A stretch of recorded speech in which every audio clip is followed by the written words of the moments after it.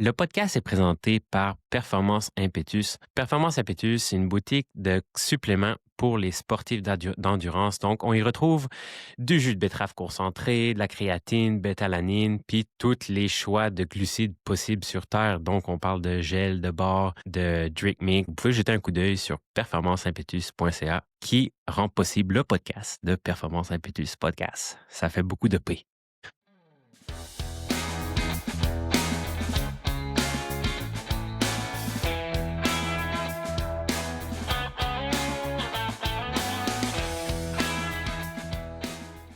Mais je tiens à dire que, mettons, le top 5, ce serait tout des top 1 dans ma tête, là. En tout cas. OK. Tu Puis peux le mentionner. Tu peux le je mentionner. vais faire des mentions spéciales à la fin de mon top, là, puis parce que, tu sais, il y en a plein là-dedans, que, tu sais, le monde va dire « Ouais, t'as oublié ce film-là! » Fait que numéro 5, j'ai mis Coach Carter. Probablement que tu l'as mis, là. En tout cas, Non, moi, je l'ai non, mis. mais j'y ai Non! pensé. J'y ai pensé. Ah! Fait que Coach Carter, c'est quoi l'histoire? Brièvement, c'est l'histoire d'un coach qui arrive dans une école pas délabrée, là, mais tu sais, c'est comme le taux d'abandon est incroyable. Puis tu sais, les joueurs de basket, ils s'en foutent du basket, ils s'amusent, mais le coach arrive, très discipliné, puis il impose des standards académiques aux jeunes. Mhm. Puis pourquoi je recommande les athlètes de l'écouter, c'est que d'avoir de garder en tête que ce que tu fais dans ton sport ou ce que tu fais en dehors de ton sport va avoir un impact direct sur tous les aspects de ta vie. Mhm. Puis d'amener une discipline puis un standard un petit peu plus élevé que ce que tu es habitué. Tu sais, c'est pas une grosse discipline, c'est pas se restreindre, euh, euh, c'est pas négatif. Je sais pas si tu comprends de la manière que je veux Ouais, ouais. l'expliquer, là, c'est que Mhm, mhm. plus de discipline, plus de standards élevés, ça fait le contraire. Ça Mhm. apporte plus je pense, de liberté puis de bien-être. Je sais pas si tu connais Joko, là, mais lui, il dit souvent discipline is freedom. Ben, tu sais, c'est un peu ça. En plus, le film, il est full bon, c'est full inspirant. Tu sais, c'est un peu pourquoi je l'ai mis en 5e position. Ça dit aussi que moi, j'ai une affaire que je tiens, qui est comme souvent dans ma tête, c'est how you do one thing is how you do everything. Mhm, mhm, Donc, la manière que tu vas faire une chose va influencer vraiment la manière que tu fais toutes les choses. mhm. C'est une des raisons pourquoi je l'ai mis dans le top 5. Ouais, puis je pense que c'est un excellent choix. Moi aussi, dans les films de sport que je pensais, je me suis dit, est-ce que je le mets, est-ce que je le mets pas? Puis, si tu me permets de faire une petite parenthèse par rapport à ce film-là, j'ai aussi l'impression que, tu sais, dans le film, un point qui est important, c'est qu'il veut que les étudiants athlètes aient des meilleurs résultats scolaires. Ouais, ouais. Puis, on voit souvent tu sais, le sport comme un outil de développement personnel. Mais tu sais, c'est un petit peu ça aussi. Tu sais, si tu es capable dans ton sport de t'épanouir, mais aussi d'avoir confiance puis de prendre un petit peu plus au sérieux tes résultats académiques, par exemple, ben c'est comme ça qu'à la fin de la journée, tu te développes plus en tant qu'humain. Fait que je pense que Mm. c'est aussi un des points importants de ce film-là, c'est l'idée que, tu sais, je pense que le coach, il voulait pas nécessairement développer des joueurs de basket. Ouais. Il voulait développer des êtres humains, puis c'est en développant justement des êtres humains qu'après ça, son équipe a peut-être eu des meilleurs résultats. Donc, ça Mm. montre vraiment comment des fois, on a tendance à distinguer la partie athlète de la partie l'humain derrière l'athlète, alors que c'est souvent quand on travaille sur les deux sphères que là, après ça, les deux, l'athlète et la personne derrière, vont avoir les meilleurs résultats. Mm. Donc, c'est vraiment intéressant. Puis des fois, une phrase que je dis, c'est euh, si pour une journée, par exemple, tu focuses sur ton bien-être, ben, tu sais, 1% de mieux de ton bien-être, c'est 1% de mieux de performance le lendemain. Ben oui, Donc, tu c'est sais, officiel. d'avoir de séparer un peu, puis de dire qu'il n'y en a pas un qui peut aller bien si l'autre va moins bien un petit peu. Fait que je Mm. pense que c'est un fait intéressant de ce film-là. Toi, t'as mis quoi en... Moi, mon numéro 5, c'est drôle, puis faut que je le mentionne, là, dans ma liste que j'ai mis, c'est tous des films qui sont inspirés de faits réels.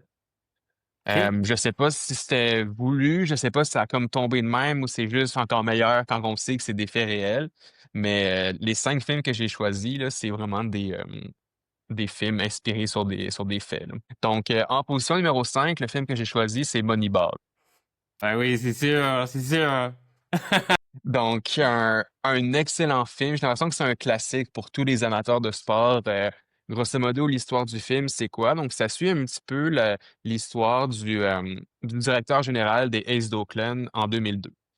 Euh, donc, le problème des Aces d'Oakland, comparativement à d'autres équipes, c'est qu'ils n'ont pas nécessairement les moyens financiers pour compétitionner avec les grandes équipes. Donc, ils ont des grandes difficultés à aller chercher des joueurs, ils ont des grandes difficultés à retenir des joueurs qui veulent aller gagner plus d'argent, qui veulent aller jouer avec des meilleures équipes. Donc, grosso modo, lui, sa solution à Billy, là, le DG, c'est de trouver quelque chose de différent. Qu'est-ce qu'on peut faire, nous, en tant qu'organisation, de différent dans notre réalité, qui est une réalité où est-ce qu'on n'a pas les mêmes moyens financiers que les autres équipes qu'on veut compétitionner contre. Donc, lui, sa solution était l'arrivée des statistiques avancées. Mmh. Puis là, on s'en met en contexte, en 2002, l'idée des statistiques avancées était très méconnue ou voire même tabou. Alors que maintenant, on est rendu en 2025, 2026, dans tous les sports, les statistiques avancées sont partout. On pourrait même faire un podcast en se posant la question, est-ce que les statistiques avancées sont trop présentes? Ça serait intéressant Ouais, peut-être de se ouais. pencher sur la question. Mais surtout dans un sport comme le baseball, qui ont vraiment été peut-être les précurseurs des statistiques avancées dans les autres sports par rapport aux autres sports, ben vraiment, en 2002, ça a été le premier qui a mis tous ses œufs dans le panier des stats avancées, de la science, de la mathématique derrière les Mmh. résultats. Puis c'est vraiment comme ça que son équipe a évolué, mais on s'entend que quand tu apportes quelque chose de nouveau, tu vas avoir beaucoup de résistance. Donc, des Ah ouais, joueurs qui étaient énorme. résistants à ça, qui comprenaient pas pourquoi c'était la direction qu'on prenait. Euh, Même des personnes influentes dans l'organisation qui comprenaient pas pourquoi on prenait la direction des statistiques avancées. Puis, au-delà de ça, pourquoi moi j'ai aimé ce film-là, puis avec ma lunette peut-être de préparation mentale, plusieurs éléments. Tout d'abord, la gestion, la gestion de la nouveauté, de Mmh. l'innovation. Des fois, on a tendance peut-être à garder des habitudes, on pense que ça marche, mais on se pose vraiment la question, est-ce que ça marche vraiment pour nous, surtout quand on est présenté avec de la nouveauté. On dit que on est humain, on est des créatures d'habitude, de routine. Mais justement, des fois, d'avoir des choses nouvelles, ben, comment qu'on réagit par rapport à ça? Donc, c'est toujours intéressant d'avoir cette notion-là. Qu'est-ce qu'on peut faire de différemment des fois? On se pose pas vraiment la Mmh. question. L'autre point pourquoi j'ai adoré ce film-là, c'est vraiment l'idée de aller à 100% dans ce qu'on croit. Tu sais, à ce Ouais. moment-là, le directeur général, lui, il croyait à ça, même si personne autour de lui croyait à ça. Mais ce qui est intéressant, c'est s'est aussi entouré de personnes qui allaient Mmh. dans la même direction que lui, qui avaient la même mission, justement. Donc, ça montre à quel point, des fois, quand on va aller à 100% dans quelque chose, mais on a besoin aussi de s'entourer de d'autres personnes qui vont dans la même direction. Donc, ça, c'était le deuxième point. Puis, le troisième point, c'était l'idée de je pense qu'en tant qu'athlète, en tant qu'organisation, si on veut avancer, faut prendre en compte c'est quoi notre réalité. Des fois, on essaie peut-être d'être un athlète qu'on n'est pas, qu'on est une OK. équipe qu'on n'est pas. Mais de prendre le temps de ça, c'est ma réalité à moi, c'est ce qui fonctionne pour moi, c'est mes moyens que j'ai actuellement. Ben maintenant, au lieu de prétendre ou faire des choses qui correspondent pas à ça, ben utiliser nos atouts, nos forces avec ce qu'on a pour réaliser nos objectifs, si tu veux. Donc, c'est Mmh. vraiment de prendre conscience de quel athlète on est, quelle équipe on est, c'est quoi nos forces, pour lieu d'essayer d'être quelqu'un qu'on n'est pas. Essayer peut-être d'avoir un programme d'entraînement qui correspond pas à nos besoins. Ben, si on se connaît bien en tant que personne, on est capable de prendre les meilleurs choix. Puis Donc, quand c'était tu cette dis ça, notion-là que je trouvais intéressante par rapport à ce film-là, vraiment de même les Aces d'Oakland, c'était une équipe qui avait pas de moyens. Ben, mmh, au lieu d'essayer d'aller chercher des joueurs puis de sortir de leur identité puis de leur philosophie, ben, ils se sont dit: «Ah, nous, avec nos moyens, on va miser là-dedans, puis c'est comme ça qu'on va bien fonctionner». mmh. Fait que Puis c'était tu sais, intéressant. quand tu dis, mettons, qu'on n'est pas un athlète qu'on tu sais, qu'on n'est pas ou tu parles-tu aussi tu sais, du moment ou tu sais, du niveau? Dans le sens que, tu sais, Mmh. mettons, moi, je sais pas, moi, je m'imagine comme étant un coureur X, mais en réalité, tu sais, je suis pas encore à ce niveau. Je l'ai fait souvent, là, de me projeter trop haut puis de Mmh. pas être tu sais? Fait que dans le fond, c'est ça que tu veux dire aussi un peu? Un peu, c'est de oui, c'est cette idée-là de comment dire? J'ai l'impress Puis là, c'est plus mon opinion qui sort. J'ai l'impression qu'on va tellement faire plus de gains si on est l'athlète qu'on est vraiment. Si on se fait un plan d'entraînement qui est au-delà de nos capacités, peut-être ça va créer des frustrations, peut-être que ça va créer des déceptions de «Oh my God, pourquoi je suis pas capable d'atteindre ce niveau-là?» Ben, c'est correct, c'est juste une question de temps. Ça veut pas dire que tu vas jamais atteindre le niveau que tu vas atteindre. Ça veut dire que présentement, tu es là. Si tu fais on a parlé, si tu vas dans le processus, si tu fais toutes les petites choses, ben, c'est juste une question de temps. Ce programme-là, tu vas être capable de le faire dans le futur, pas juste Mmh. maintenant, mais juste de remettre les choses sur le moment présent puis d'avancer là-dedans. Moi, c'est comme ça que je répondrai à ta question. Ben, Fait que là, qu'est-ce vas-y, je qu'on suis fait? curieux, c'est pour quelle raison tu l'as mis dans ton top 5? Ouais, moi, je l'avais mis numéro 3. Fait que j'ai comme pété C'est correct. niveau 3. Mais moi, j'ai surtout pour le leadership. Tu sais, le Mhm, leadership de ne pas accepter. C'est exactement. C'est vraiment un peu la même chose que tu parlais, là. C'est de pas accepter les choses de la manière qui sont faites parce que ça a toujours été ainsi. mhm, D'innover puis de tenter des nouvelles choses. Puis quand je pense à ça, je pense surtout aux scènes où est-ce qu'il est avec les vieux. Puis les vieux, c'est genre, sont en majorité, puis s'ils ont de l'expérience, faut les écouter parce qu'ils, tu sais, ils ont les cheveux gris, ils connaissent le baseball. mhm, On ne doit mhm, pas prendre ce joueur-là parce qu'il lance mal d'une telle façon ou parce qu'il est dans un bar le samedi soir. mhm, Versus, tu sais, puis lui, il prend position, puis il affronte tous ces gens-là qui sont contre lui. C'est pour ça que j'avais mis là-dedans. Tu sais, j'étais beaucoup inspiré justement par Billy Bean, tu sais, d'analyser justement nos habitudes.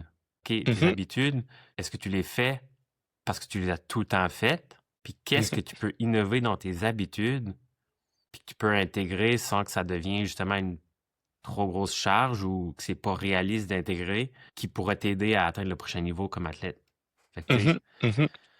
c'est vraiment c'est ce côté-là, justement, le leadership que j'ai vraiment aimé, là. Tu sais, ça doit être aussi mon côté un petit peu plus business que j'aime aussi. Ben oui, ben oui. Puis c'est intéressant que tu mentionnes ça parce que quand tu regardes ça là, de l'extérieur, il y avait tellement d'occasions de dire «Hey, ça sert à quoi de me battre?»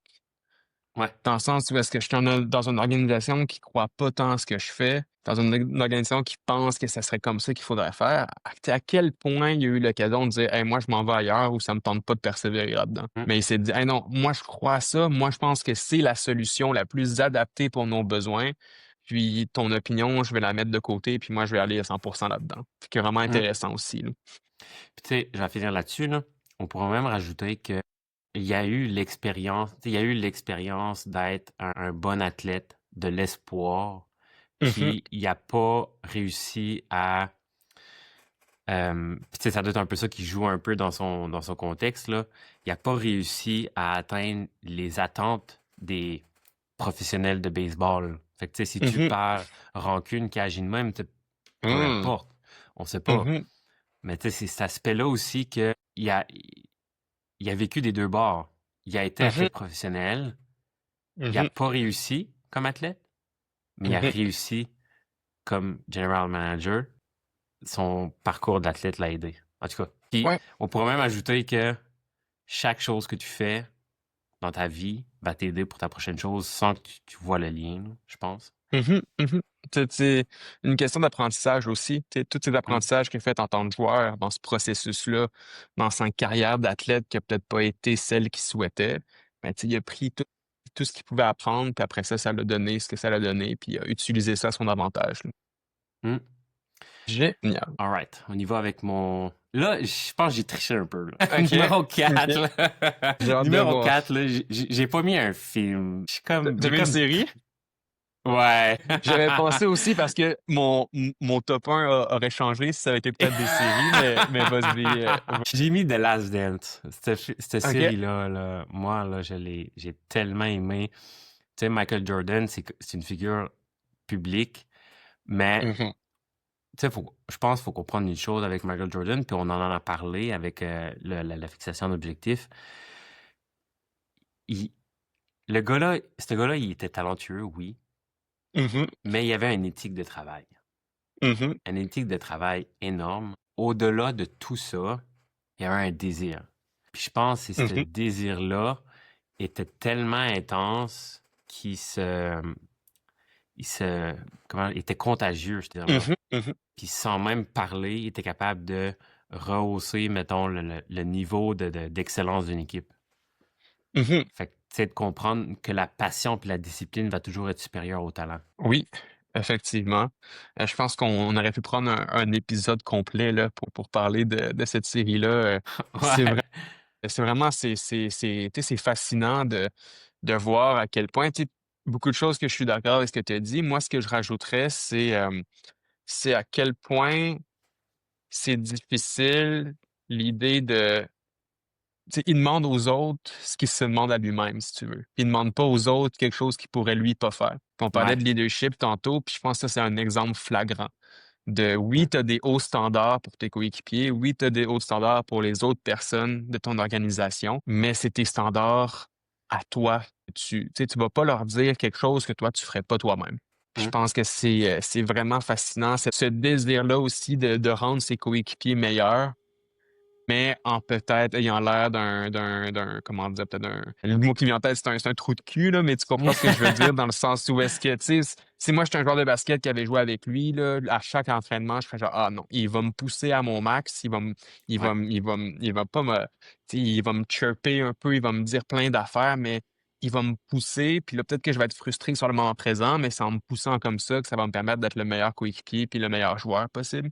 Fait que, Mm. tu sais,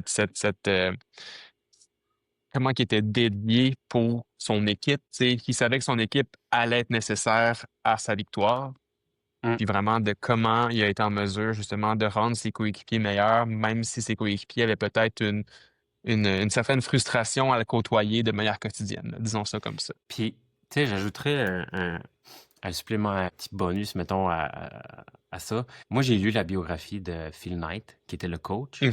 Mhm. Puis, on s'en rend pas compte, mais ce coach-là a eu une grande influence sur Michael Jordan, sur sa façon de jouer. Tu Mhm. sais, lui, tu sais, c'est lui qui a amené le fameux triangle, là. Je sais pas si Ouais. tu sais, il en parle un peu dans la série, là. Mais tu sais, dans le livre, il en parle beaucoup, tu sais, à quel point lui, quand il a vu Michael Jordan arriver dans son équipe, tu sais, oui, l'aura, mais il a vraiment fait abstraction de l'aura, puis il a considéré Michael Jordan comme un coéquipier égal aux autres. Puis Mhm. quand Michael Jordan était comme un peu selfish, puis qu'il n'était pas un team player, il le mettait de côté, puis il n'y avait pas de gêne avec ça. Que lui, ce qui était important pour Phil Knight, c'était le travail d'équipe. Mhm. Et je me rappelle plus c'est comment il disait ça, là. Il n'y a pas de I dans le mot team. Fait que là, Michael Mhm. Jordan lui répondait, oui, il y a un I dans le mot win. Ouais, ça se peut, ouais. Fait Euh, que, mais tu sais, je pense que chaque athlète devrait écouter cette série-là. oui, oui, je suis d'accord. En fait, même tout le monde devrait l'écouter, je pense, cette série-là, Ouais. parce que tu peux faire l'argument que la performance est partout. Tu sais, Mm. et dans tous les domaines, puis tu sais, d'avoir un peu, de voir comment le leadership peut s'exercer, de voir un peu, c'est qu'est-ce que ça veut dire de gagner, puis aussi comment gagner, qu'est-ce que ça veut dire de se pousser nous-mêmes et pousser les autres dans la bonne direction. Mm. Je pense que c'est vraiment un excellent documentaire que je recommanderais à vraiment, oui, aux athlètes, mais aussi à n'importe qui, je pense. Il y a beaucoup Mm. de parallèles qu'on peut faire dans des situations qu'on vit dans notre quotidien. Mm. Puis, si tu me permets, moi, euh, de mon œil de préparation mentale, moi, c'est peut-être un personnage secondaire de l'histoire, mais c'est Dennis Rodman. À quel point je trouve que c'est un athlète qui est fascinant. C'est vraiment, tu sais, des fois, je trouve ça intéressant de voir un peu comment qu'on peut remettre en question le fameux modèle d'un athlète. Tu sais, Mhm. Dennis Rodman qui était très excentrique, qui était très, Énorme. très, très flyé, on peut dire ça comme ça, dans plusieurs Mm. sphères de sa vie, sur le court comme hors du court. Puis des fois, je trouve que ça met un peu en perspective ce modèle-là de l'athlète. Tu sais, on voit Michael Jordan comme un athlète parfait, puis après ça, on voit peut-être un Dennis Rodman comme un mouton noir. Mais je Mm. trouve que lui, son cas en particulier, puis encore une fois, c'est les athlètes qui sont un peu différents, je trouve que c'est intéressant de les voir. Puis c'est se poser la question, est-ce que quand on a des athlètes comme ça, quand on veut faire les choses de manière différente, est-ce que c'est vraiment productif d'essayer de mouler un athlète à un modèle qui est pas nécessairement possible? Tu sais, Mm. est-ce que justement le fait, tu sais, tu parlais du coach, puis une chose que le coach a vraiment bien fait, c'est que j'ai l'impression que Dennis Rodman, il n'a pas essayé de le changer. Il Mm. n'a pas essayé de le faire devenir un athlète qui n'était pas. Il l'a pris comme il était, avec ses défauts, avec ses travers, puis s'est dit, hey, ce gars-là, il est essentiel à mon équipe. Ben, ma manière de le manager, ma manière de le coacher va nécessairement être différente. Ou faut que la soit différente pour que ça fonctionne. Je suis pas en train de défendre tous les choix qu'il a fait là, dans sa carrière d'athlète, Non, Dennis c'est ça. Rodman, mais je trouve que des fois, en question ce fameux modèle-là de l'athlète. Puis en tant que coach, en tant que différents intervenants, des fois, on pousse notre philosophie à qu'est-ce que devrait être un athlète. Alors qu'il y a certains athlètes qui sont différents, puis je pense qu'il faut les accepter comme ils sont, puis il faut travailler avec eux au lieu de leur imposer des manières de voir ou des philosophies. Puis Dennis Rodman est, d'après moi, essentiel à tous les succès de Michael Jordan. Parce que Hum. oui, il marquait pas de points offensivement, c'était plus difficile, mais c'est 16 à 20 rebonds par game. Et ça, c'est 16 à 20 occasions pour redonner la balle à Jordan puis à Pippen. Fait que, tu sais, je pense qu'il est Puis, vraiment essentiel dans le trio, là. puis aussi, tu sais, je pense pas qu'il y ait un athlète de parfait non plus, là. Tu sais, Michael Jordan, dans la série, là, je suis pas d'accord avec tout ce qu'il fait, là. Mhm, mhm, Tu sais, que ce soit sur le court ou en dehors, faut aussi que chaque athlète comprenne qu'on est unique. Tu sais, chacun a mhm, son propre mhm. histoire. Tu sais, moi, dans le temps que je faisais du CrossFit, j'idolâtrais Matt Fraser, mais je ne suis pas un Matt Fraser. Tu sais, je Mhm, suis Guy Michael et j'ai mon mhm. histoire. Il y a ça aussi, faut comprendre, tu sais, parce qu'on peut idolâtrer des gens, mais est-ce que c'est productif? Est-ce que c'est contre-productif? Tu sais, ça se peut que c'est contre-productif, là. Exact. C'est les modèles tu sais, est-ce que c'est, tu sais, un château, je te dis, c'est important de se connaître en tant qu'athlète puis se connaître notre réalité. Mais tu sais, des fois, justement, d'avoir des modèles où est-ce qu'on ne corresponde pas à qui qu'on est, ben, après, ça cause des frustrations puis des déceptions. Tu sais, de vraiment nous accepter Mm. comme on est, avec nos atouts, comme avec nos travers, au lieu de se, comment dire, d'être obstiné peut-être à être quelqu'un qu'on n'est pas. Ouais, exact. Good. Maintenant, Tu veux y... oui, Ouais. mon numéro 4 dans ma liste, c'est le film Rush. C'est Oh un shit, film. j'ai manqué de le mettre. Ah, tu vois, bon, génial. Nice! On était, Nice! on, on était connectés. Donc, le synopsis un petit peu du film, donc ça explore la rivalité avec deux champions de F1 dans les années 70. Donc, d'un côté, on a un Autrichien, Niki Lauda, puis de l'autre côté, on a un Britannique qui est James Hunt. Puis vraiment des pilotes de Formule 1 qui sont totalement différents. On en a un de côté, le Lauda, qui est beaucoup plus calculé, beaucoup plus Mm. calme, beaucoup plus intelligent, une manière de voir euh, la Formule 1 quasiment comme mathématique, si tu veux. Ouais. Alors qu'on a de l'autre côté James Hunt qui est beaucoup plus instinctif, beaucoup plus, tu sais, on parle au sang chaud, beaucoup plus agressif dans son style de conduite. Puis dans le film, on les voit un petit peu évoluer en parallèle. Tu sais, ils présentent beaucoup ça comme une rivalité. Tu sais, on les voit évoluer, on voit leur pourquoi qu'ils font leur sport qui est totalement différent. On voit des objectifs aussi qui sont différents, une manière d'être qui est juste différente. Ce qui est intéressant, c'est que ça nous présente ça sous un angle de rivalité, mais aussi, je pense qu'on pourrait faire l'argument que c'est quelque chose qui les pousse chacun de leur côté à être un meilleur athlète possible. Mm. Donc, vraiment, c'était vraiment intéressant. Je trouve un film qui est vraiment, comment dire, je pense que c'est un must-watch. C'est que tu sois Ouais. fan de F1 ou Ouais. non. Juste, c'est vraiment un bon film c'est un bon divertissement, puis ça nous montre des athlètes sous différents angles. Mm. Puis, ça, tu sais, pourquoi j'ai aimé ce film-là, puis l'aspect plus préparation mentale de la chose, c'est que moi, je trouve que ça montre la confiance en soi de manière complètement différente. OK. Euh, Dans le sens où est-ce que, encore une fois, on avait un pilote qui était beaucoup plus calculé, tu sais, qui avait confiance à sa manière de voir les choses, versus un autre pilote qui est beaucoup plus instinctif, mais je pense que les deux avaient une confiance en leur capacité qui était très, très, très haute, mais une Mm. confiance qui était totalement différente. Ça, c'est un thème qui est important. J'ai l'impression la confiance en soi. Tu sais, des fois, il y a beaucoup d'athlètes qui viennent me voir, puis on en discute ensemble. Puis c'est un concept je trouve, qui est un peu différent à travailler.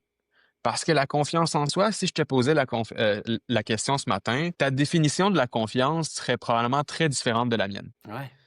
Puis je trouve que ce film-là ressort cette notion-là que la confiance de Niki Lauda par rapport à ses capacités de pilote était très différente de la confiance comme elle pouvait l'être pour Hunt. Puis c'est vraiment cette idée-là qu'il n'y a pas de bonne ou de mauvaise réponse, mais Mm. que c'est un concept qui est la confiance en soi, qu'on pense que c'est totalement pareil, ben ça peut être différent d'une personne à l'autre. Puis c'est totalement correct. Donc ça, c'était un des éléments pourquoi j'ai pensé que ce film-là était vraiment intéressant dans une perspective là, de préparation mentale. L'autre, c'est aussi l'idée de rivalité. L'idée de rivalité, dans le sens que oui, des fois, on se pose la question, tu sais, on parle des fois des scores sur Strava, puis la comparaison, et Ouais. ainsi de suite. Ouais. Puis, tu sais, moi, c'est un petit peu un parallèle que je voulais faire en se posant la question, ben, est-ce qu'une rivalité, c'est une bonne chose, oui ou non? Est-ce que ça peut être aussi une mauvaise chose si c'est trop important? Bref, je trouve que ça explore cette notion-là. Puis, tu sais, un des éléments du film, c'est justement comment cette rivalité-là, à divers moments, leur ont permis de progresser à leur manière. Ouais, Leur ont totalement. Ouais. permis de faire face à de l'adversité de différentes manières. Donc, c'est vraiment intéressant pour ça, là, comment la rivalité peut être quelque chose qui peut nous pousser, mais est-ce que justement c'est quelque chose qui peut avoir des travers si jamais c'est trop élevé? Bref, je pense que c'est une belle réflexion à avoir en regardant ce film-là. Là. Je sais pas ce que tu en Mais penses. c'est bon que tu dis ça parce que moi, je pense que la rivalité, tu sais, encore là, il y a toujours un ça dépend, là, hein? On est Mhm, d'accord là-dessus, là. Ça dépend si une rivalité te crée de l'anxiété, te crée une pression que tu n'es pas capable de gérer.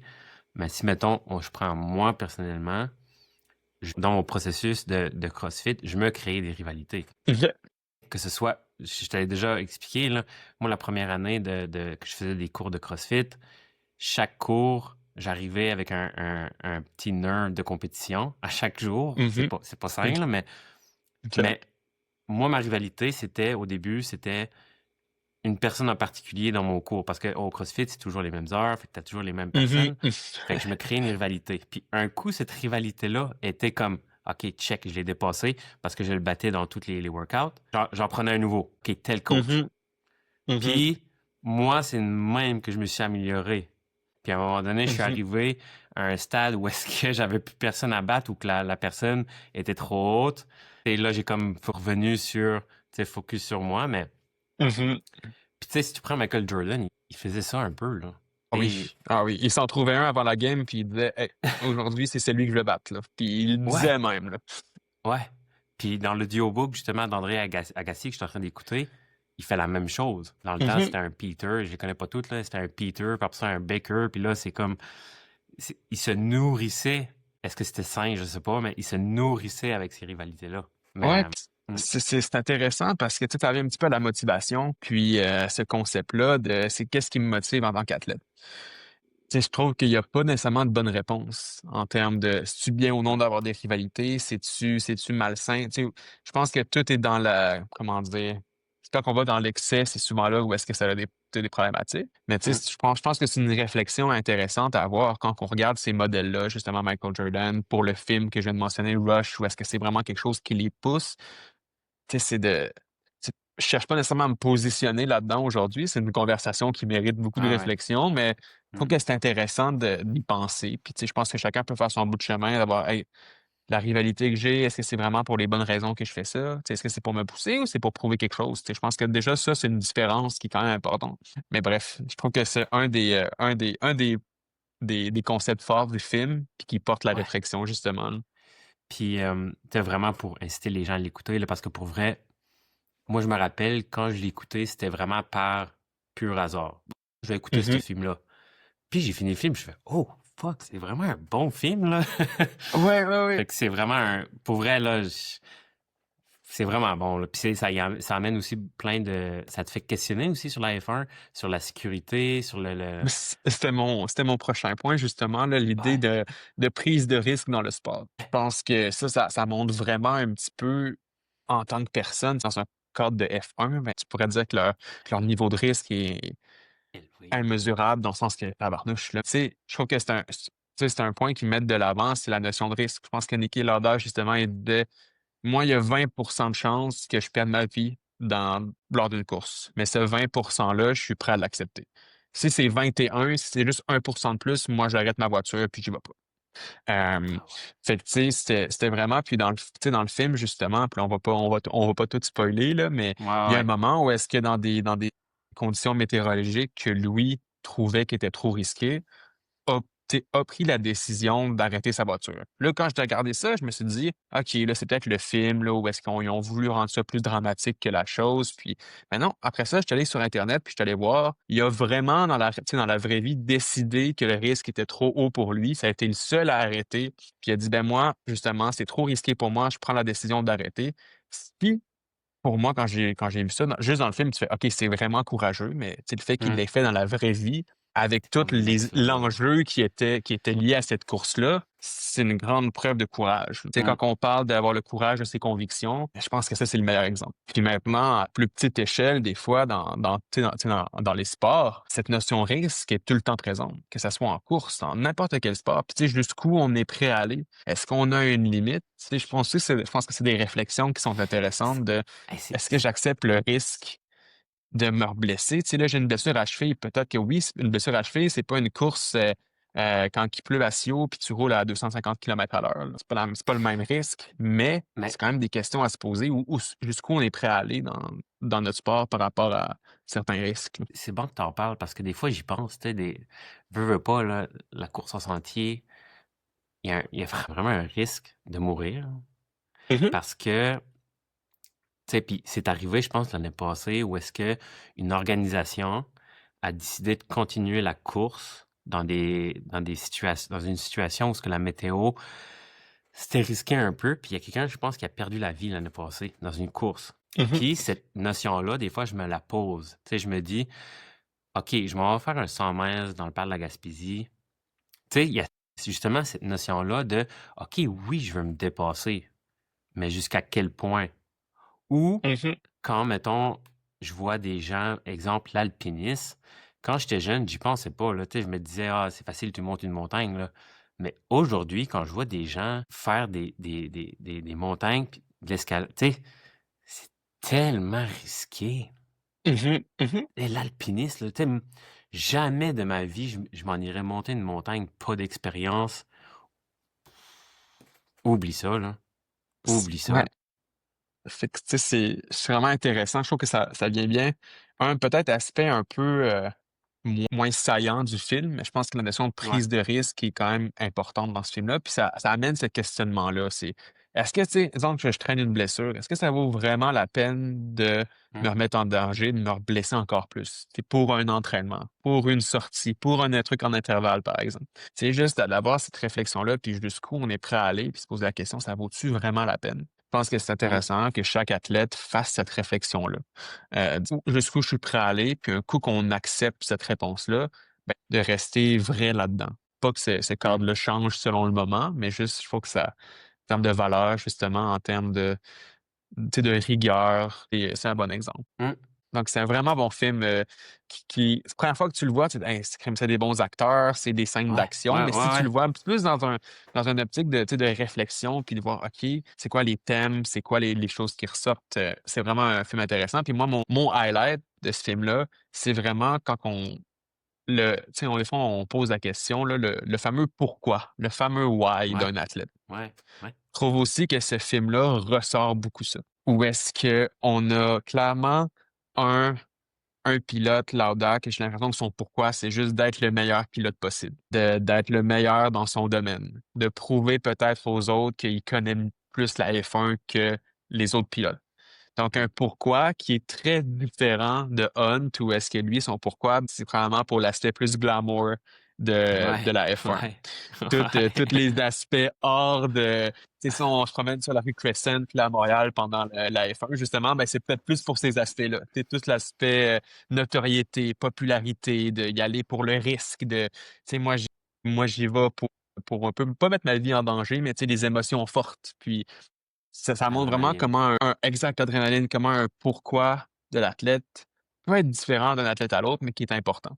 Mmh. Puis c'est dans ce tu sais, puis je pense que, encore une fois, tu sais, il y a une scène vers la fin du film où est-ce que les 2 ont l'occasion de se parler, puis ils font un petit peu une rétrospective de leur carrière. Puis je pense que tu sais, ce moment-là, pour moi, est vraiment important où est-ce que justement le pourquoi il sort un peu. Tu sais, il y en a un qui Mmh. est, tu sais, encore dans son cadre rigide de faire les choses correctement, et ainsi de suite, alors que l'autre veut juste aller faire le party, puis tu sais, tu comprends? Puis c'est: «Hey, non, moi, je veux pas aller m'entraîner tout de suite, là. Moi, je suis champion du monde pour avoir du fun, pour pouvoir en profiter», alors que l'autre est très: «OK, le plus tôt possible, il faut que je me remette à l'entraînement, puis pour, justement la prochaine saison». Donc c'est encore une fois le pourquoi des athlètes, est d'après moi un des points les plus importants de ce film-là, là. Tu apportes des points, là, que c'est vraiment bon. J'avais jamais pensé. Tu veux-tu dire ton troisième? Parce que moi, j'ai déjà dit mon 3, là, Le Moneyball, là. 3e qui était Moneyball. Le troisième film que j'ai mis sur, ça, ma liste de films que je conseille pour fans de sport et autres, ça s'appelle en anglais, c'est The Fighter. En français, OK. c'est Coup de grâce. C'est un film OK. de boxe, Il y en avec a des beaucoup, très hein? bons. Oui, Il il y y en en a a beaucoup beaucoup. de bons films de Boxe. boxe. Oui, oui. Effectivement, celui-là, je le trouvais vraiment bon. C'est un film que j'avais pas vu avant, que j'ai vraiment vu récemment pour l'exercice qu'on fait aujourd'hui. Un film qui a gagné, je pense, des Oscars. Donc, c'est vraiment un film qui, grosso modo, suit une famille. Une OK. famille un peu dysfonctionnelle, disons ça comme ça. On a le personnage principal de l'histoire qui est comme un petit peu le plus jeune. Donc, c'est un boxeur, justement, qui fait sa carrière. Puis, mais là, quand le film commence, il est comme dans une séquence un peu plus difficile. Maintenant, son coach et son frère, qui est aussi, lui, un ancien boxeur. Donc, c'est comme l'histoire un Son petit peu coach, d'un. c'est son frère? C'est son frère OK. qui est un ancien boxeur. OK. Donc, une famille de boxe.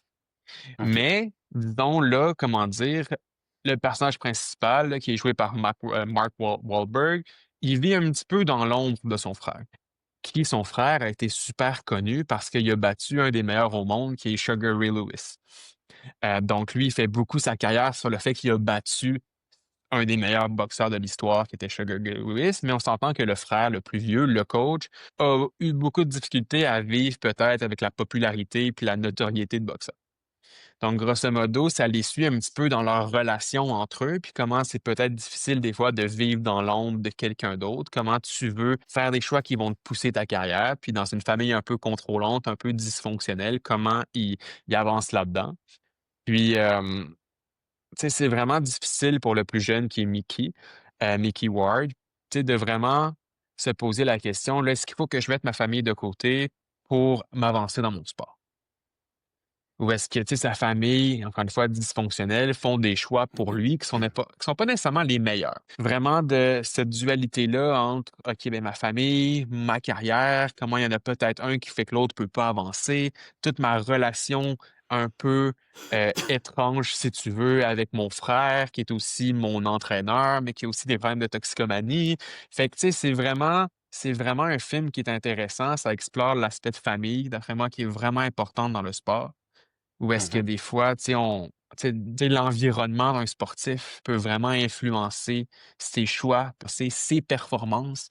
Donc, de vraiment voir comment la famille peut jouer un rôle qui va promouvoir les performances comme un rôle qui peut les diminuer. Puis encore une fois, ce qui est vraiment intéressant avec ce film-là, puis comme je l'ai dit, c'est inspiré de faits réels. C'est vraiment Une histoire un vraie. vrai boxeur qui a vraiment battu tu sais, Ray Lewis, qui après ça a été un entraîneur.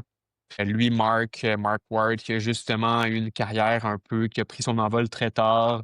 Donc, c'était vraiment intéressant puis c'est vraiment des bons acteurs, là. Je pense que Matthew McConaughey. Ah non, c'est pas non, pardon, c'est Christian Bale qui joue aussi là-dedans. Oui.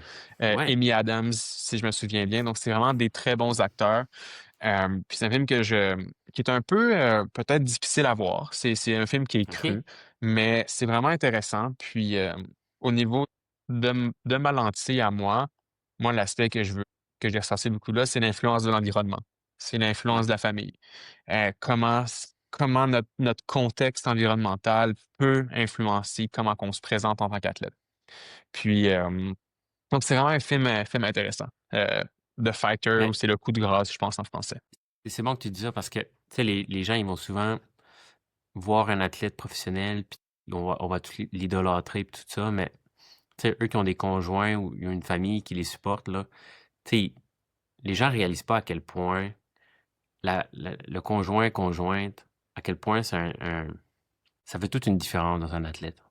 Tu sais, veut pas être un athlète professionnel, ou même, tu sais, un athlète amateur qui prend ça à cœur, là. C'est un Mhm, choix de couple, là, veut pas, là. Tu sais, c'est comme, il y a des sacrifices à faire, tu sais, de dire, tu sais, mettons, moi, un matin, là, j'ai été courir, là. Tu sais, au lieu de prendre un matin relax, tu sais, j'ai été faire mhm. mon entraînement. Fait que, tu sais, de pas oublier ça que si vous faites un choix de passer au prochain niveau, mais ce choix-là doit pas être fait seul. Un Tu sais, excellent point. Puis, tu me permets, pardon, bon, non, dans le vas-y, vas-y. film, dans le film aussi, la conjointe du boxeur Mickey, justement, tu sais, elle a un impact quand même important dans ses décisions qu'il va faire par Ben rapport ouais. à sa famille, par rapport à sa carrière, par rapport à ce qui est vraiment peut-être le mieux pour lui.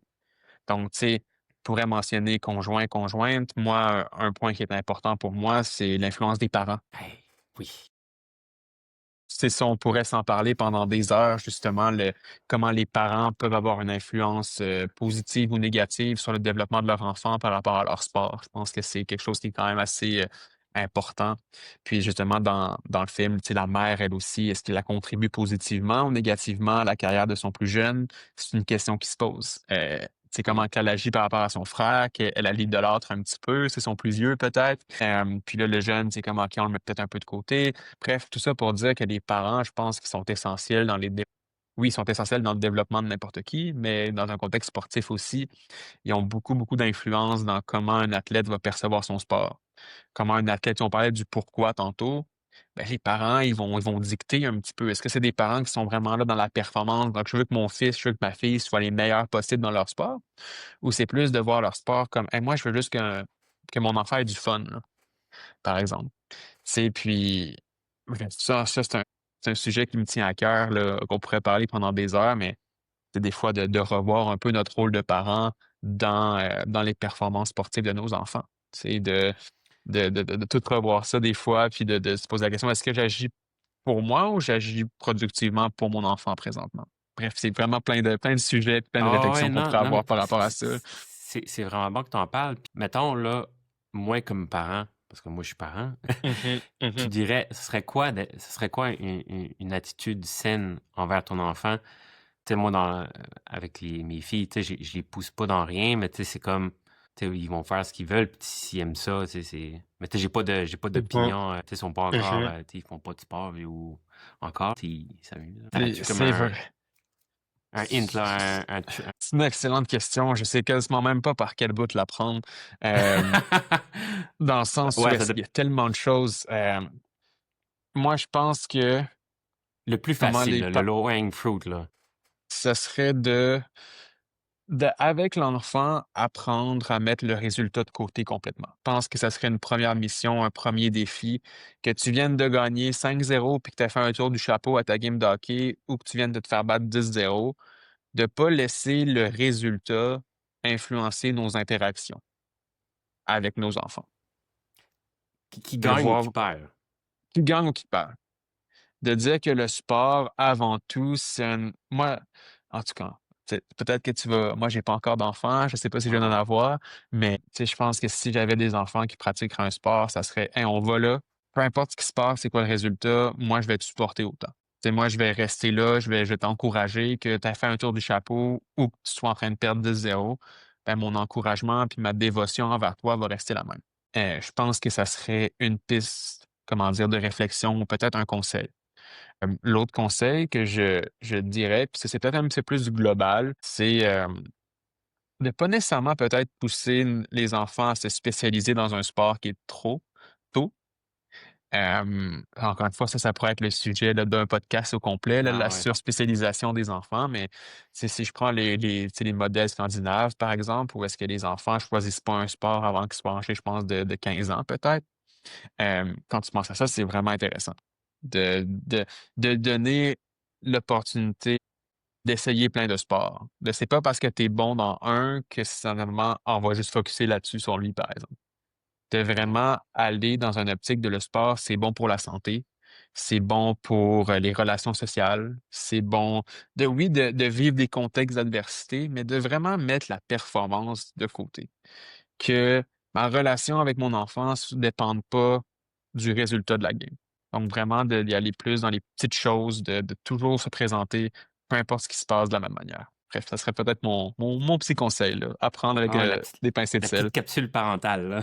Ah, on pourrait dire ça comme ça. On pourrait dire ça comme ça. Mais Ah, vraiment, je trouve ça... mettons le résultat de ce côté. OK. C'est bon parce que on joue au Uno, puis ma fille, là, Mhm, souvent. Puis au début, je suis peut-être pas correct, là, remarque. Là. Je la laisse pas, j'y laisse pas de chance. Mais c'est parce que moi, je me dis, parce qu'au début, tu sais, elle pleurait, là, tu sais, quand elle perdait une game, tu sais, elle mhm, pleurait. Puis là, je dis, mais tu sais, Lou, tu sais, quand on perd, tu sais, on peut ne pas jouer, là, tu sais, Puis mhm, moi, mon thinking, c'est que, tu sais, si je te laisse des chances, mais tu vas pleurer, mais que tu arrives avec tes amis parce que eux, ils te laisseront pas de chance. mhm, Puis je sais pas mhm. si c'est sain. Honnêtement, tu sais, mais Puis, tu en comprends-tu, tout cas, mon point de vue, c'est genre, t'arrives dans la vie, personne ne va te laisser de chance. Oui, je suis d'accord.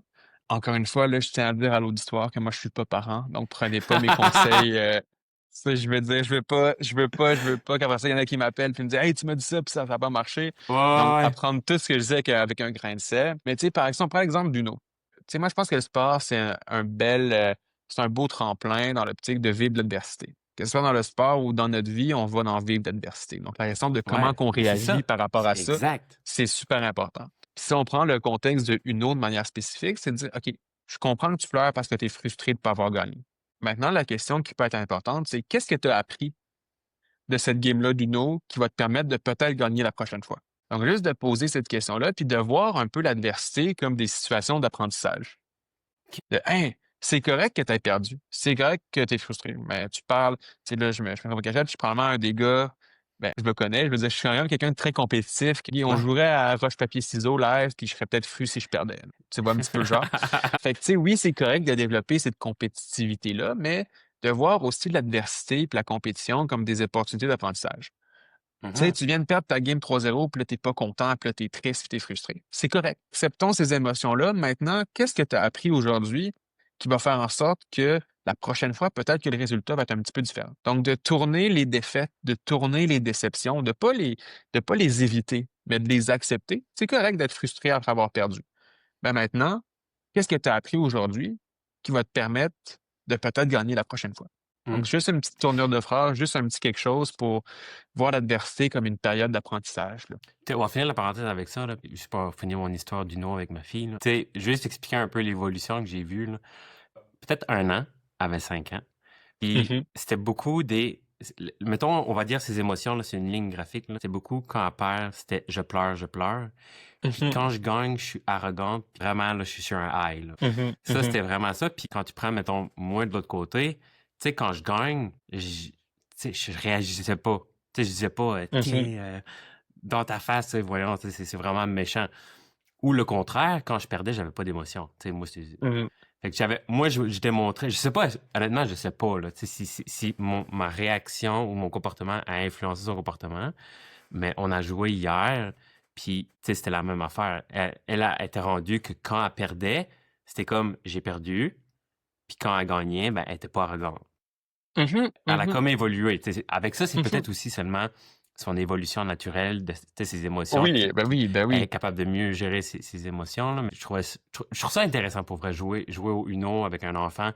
Tu sais, c'est vraiment un environnement où est-ce que tu es capable d'apprendre. Tu sais, je veux dire, Mhm, moi, je vois ça comme tu perds, c'est de l'adversité, mais la vie, c'est la même chose. Tu sais, plus exact. tard, quand tu vas être adulte, là, ça va être que ça de l'adversité. Fait Ouais. Puis pour faire d'apprendre la à réagir. parenthèse, Ouais, puis, tu sais, rapidement, apprendre à réagir puis à te comporter dans la victoire comme dans la défaite aussi.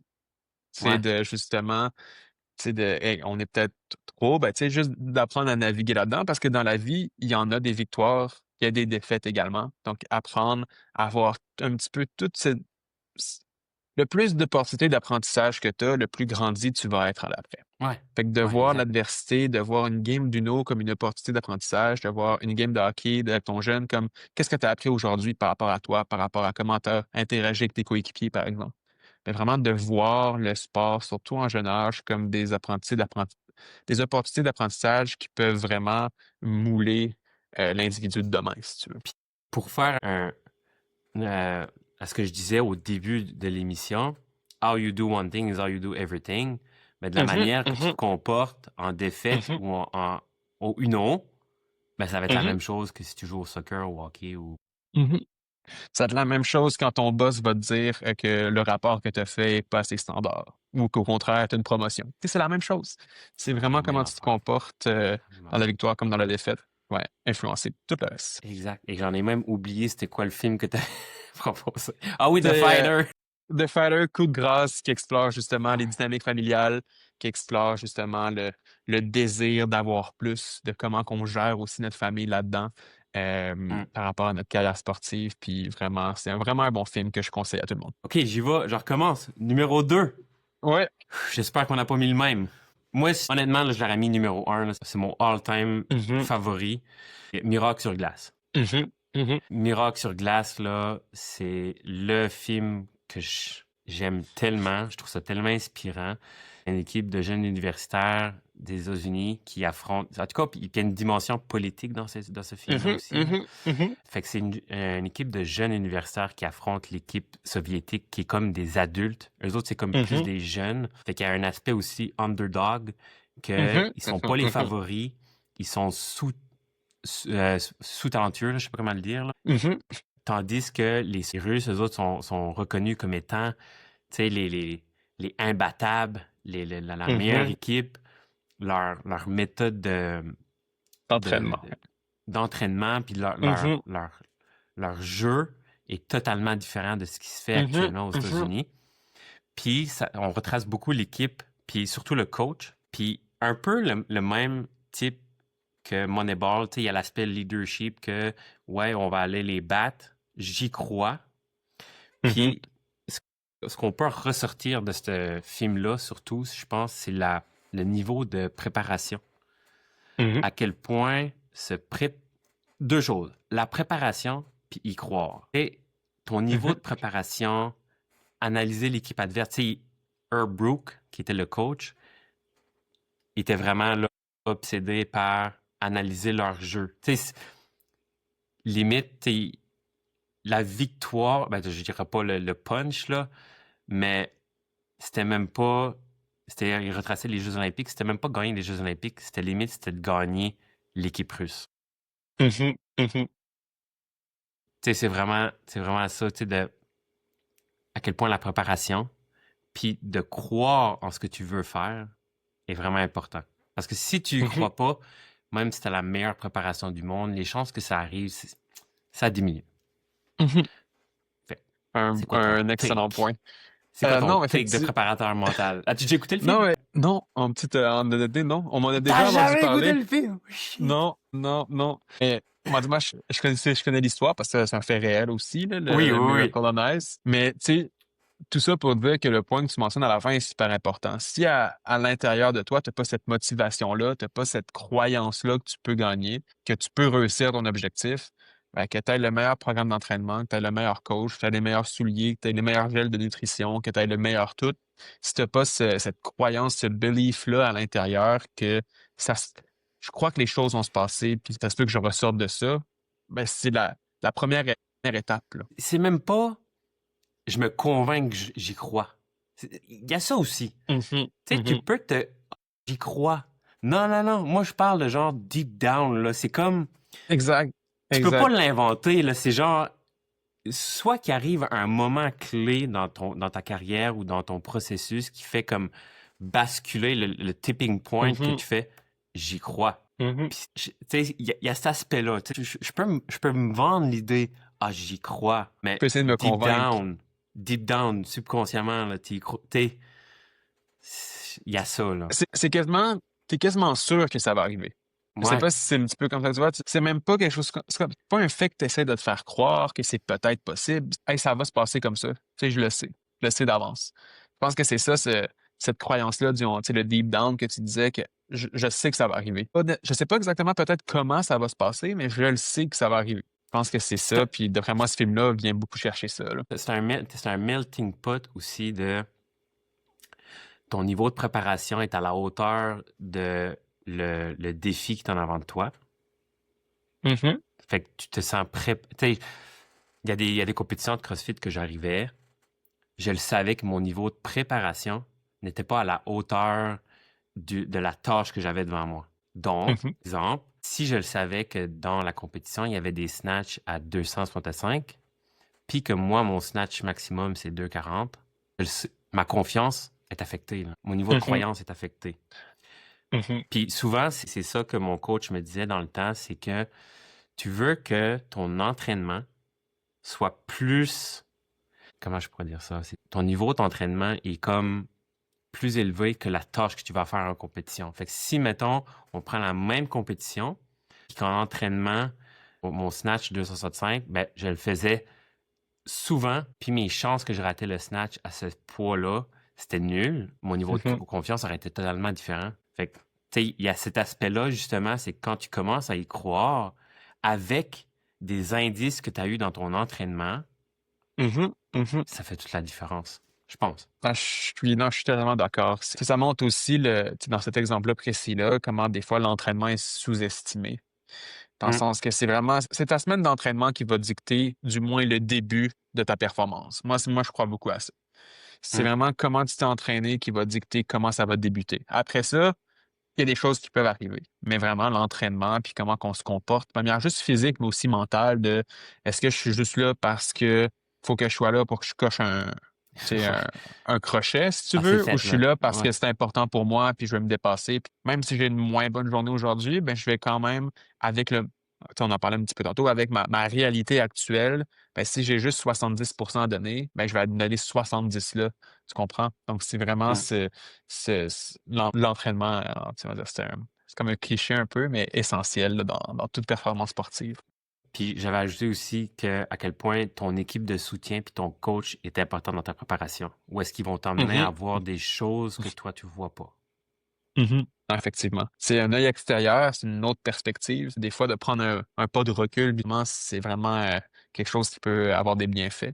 Puis des fois, Mmh, avoir une équipe autour de toi, un entraîneur qui est en mesure de t'apporter cette perspective-là de Hey, là, je sais que tu es vraiment dedans puis tu focuses juste là-dessus, mais si tu prends un petit pas de recul, comment tu analyserais la situation de manière plus globale, par exemple?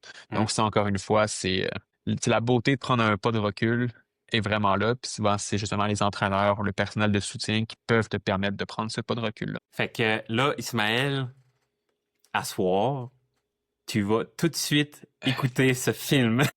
Oui, oui, je me le mets comme mission, là, puis une prochaine fois, on s'en parle. Je me le mets comme mission. Toi, t'avais mis quoi, Maintenant, numéro 2? moi, je me suis peut-être sorti un peu des classiques pour mon top Oui. 2. J'ai vraiment pris deux perspectives différentes. Et mon deuxième film, c'est quelque chose que tu vas me dire, OK, mais là, y a-tu triché, là? C'est-tu vraiment un film de sport? Pour moi, oui. C'est le film Concussion, Commotion ou Seul contre OK. tous. Hey, c'est bon. Moi, c'est un de mes films préférés. Un petit peu l'histoire derrière, c'est que ça suit un docteur Omalu, qui est un pathologiste de formation. Mais dans son métier, justement, de faire des autopsies et ainsi de suite, tombe sur un joueur de football des Steelers de Pittsburgh. Encore une fois, ça, c'est inspiré de faits réels. Donc, c'est des Mmh, choses qui se sont vraiment passées. Donc là, lui, quand il a un petit peu fait de l'analyse du décès de ce joueur-là, il s'est rendu compte, qu'est-ce qui se dit, genre, son cerveau était correct, tout était correct. Donc là, lui est allé vraiment plus profond dans son analyse. Puis c'est lui vraiment qui a fait la découverte, justement, que à quel point le football peut être un sport dangereux par rapport aux troubles mmh. neurologiques. Lui est celui qui a découvert en anglais CTE, en français, là, c'est l'encéphalopathie traumatique chronique. Donc, vraiment, Des coups à à la tête force répétés. d'avoir des shots répétés au niveau de la tête, justement, tu développes ce trouble-là. C'est vraiment intéressant, ce film-là, parce qu'on voit un petit peu la progression de lui par rapport à ça, mais aussi un peu toutes les résistances qui s'est fait mettre par rapport à ça. Aussi le déni du fait que non, c'est pas vrai que le football, par exemple, ça peut causer de la mort comme ça peut causer des troubles neurologiques qui sont importants. Donc, c'est vraiment un bon film parce que ça nous montre aussi cette idée-là de persévérance. Que, tu sais, lui, c'est un médecin dans un contexte sportif, mais ça pourrait très bien euh, parler aux sportifs de tu sais, persévérer, encore une fois, quand tu crois en ce que tu fais. C'est Mmh, lui, il croyait en ce trouble-là. Il voyait les images des cerveaux, puis il se disait, OK, moi, je veux aider ces gens-là. C'est pas vrai que la NFL vont dire que ça n'existe pas, ainsi de suite. Donc, vraiment, cette persévérance-là de, malgré tous les obstacles qui ont été mis devant lui pour dire que ça n'existait pas, pour justement réduire sa crédibilité, ben lui, il s'est dit que ben, la science est là, la science est de mon côté, puis je vais aller de l'avant par mmh. rapport à ça. Surtout que c'est des faits réels. Maintenant, le film a été fait au milieu des années 2010, mais tu sais, maintenant, on le sait là, que ce trouble-là est un trouble qui est véridique. On sait que là, C'est les joueurs, commun, là. justement, c'est ça exactement, mais tu sais, d'être le précurseur par rapport à ça, de vraiment aller contre vents et marées, contre la NFL, qui est une organisation extrêmement puissante aux États-Unis. Mmh. Euh, donc, tu sais, c'était vraiment, vraiment intéressant. Un petit peu champ gauche par rapport à film de sport, mais il y a beaucoup, beaucoup de réflexions qui ressortent par rapport à ça, qui sont importantes. Tu sais, la première, c'est un petit peu d'avoir un regard critique sur les blessures dans le sport. dans tu sais, l'idée du déni, justement. Donc, moi, c'est pas vrai que ça existe. Encore une fois, la notion de risque qui revient, de croire en la science, des fois. Tu sais, on en reparlait. Peut-être ça fait un peu un résumé de mes trois films précédents, un peu. Tu sais, croire en l'innovation, la science, Mm. OK, peut-être que les méthodes que je fais tu sais, sont pas les meilleures. Le plus important là-dedans, c'est l'idée de persévérance. C'est le docteur, il avait mille et une raisons de décider de laisser ça tomber parce que c'était trop difficile. Mais lui, il a persévéré là-dedans.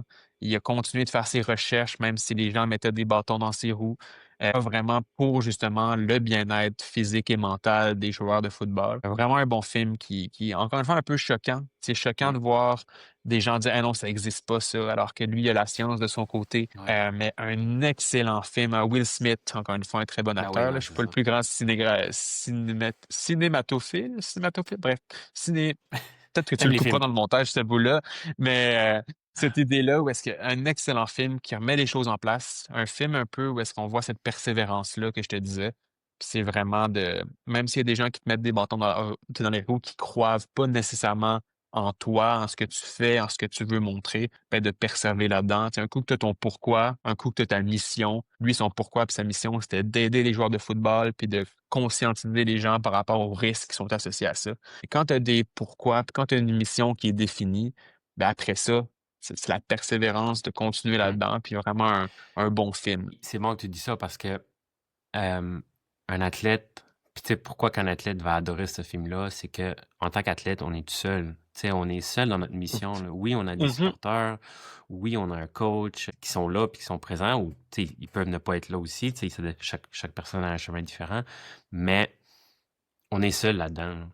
On est mhm, seul qui va courir, on est seul qui va faire des heures et des heures d'entraînement tout seul, loin des projecteurs, loin des applaudissements.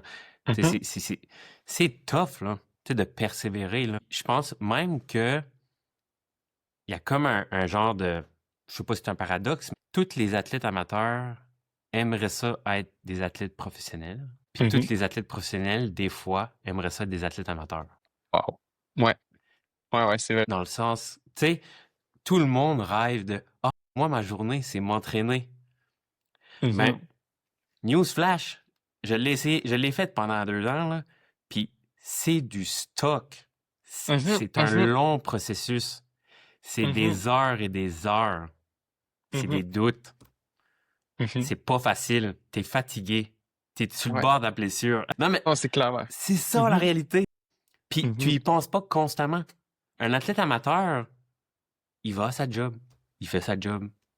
Tu sais, ou il y en a qui prennent plus ça à cœur que d'autres. Mais ce que je veux mhm, dire par là, c'est qu'on a, là, je vais dire distraction, là, mais c'est pas une connotation négative. Au contraire, je pense même que c'est positif. Ou est-ce qu'on a d'autres choses qui nous déplacent du monde du sport puis qui nous mhm, occupent mentalement. Tandis qu'un mhm, athlète sportif, lui, sa journée, là, c'est le sport, mhm.